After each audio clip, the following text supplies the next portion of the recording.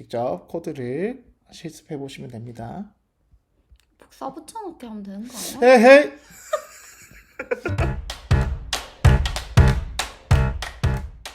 안녕하세요. 오늘은 처음 시작하는 분들이 코딩 책을 효율적으로 사용하는 방법에 대해서 알려드리도록 하겠습니다.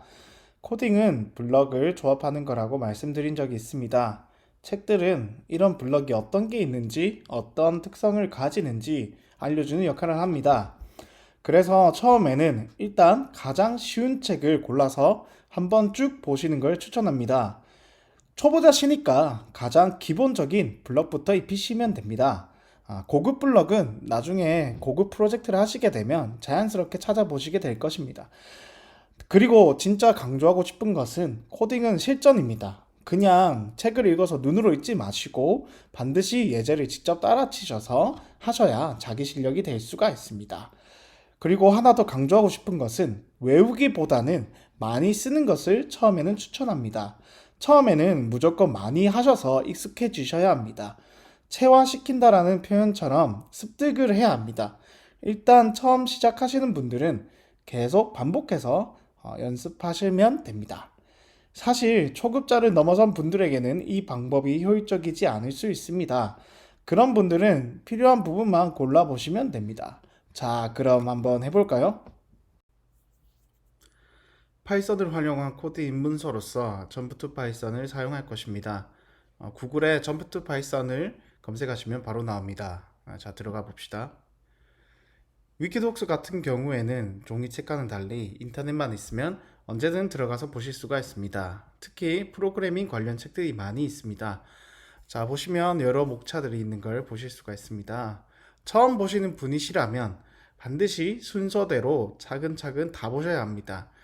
대부분의 코딩 책들은 블럭에 대한 기본 설명한 후에 예제 코드를 기반으로 실습을 합니다.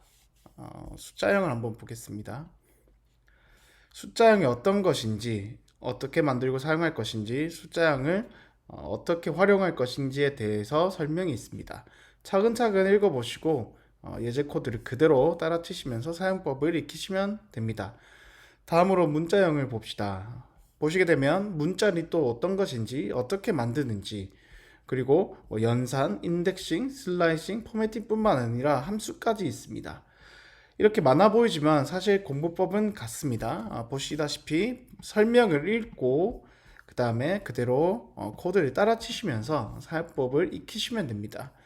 이후에 리스트나 튜플, 딕셔너리들도 똑같이 공부하시면 됩니다.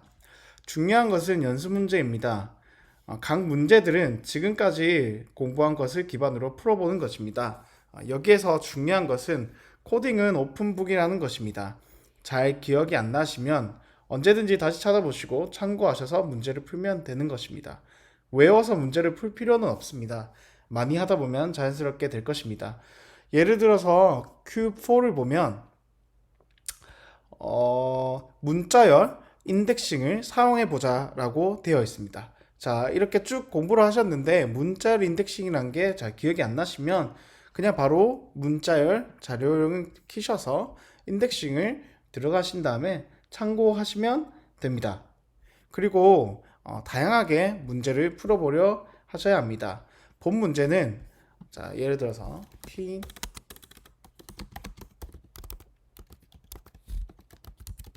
이렇게 되어 있습니다. 그래서 하이픈 뒤에 숫자 1을 뽑아라는 거니까 간단하게 인덱싱을 해서 이렇게 뽑을 수도 있습니다. 하지만 되게 다양한 방식이 있을 수 있습니다. 예를 들어서 함수를 사용하면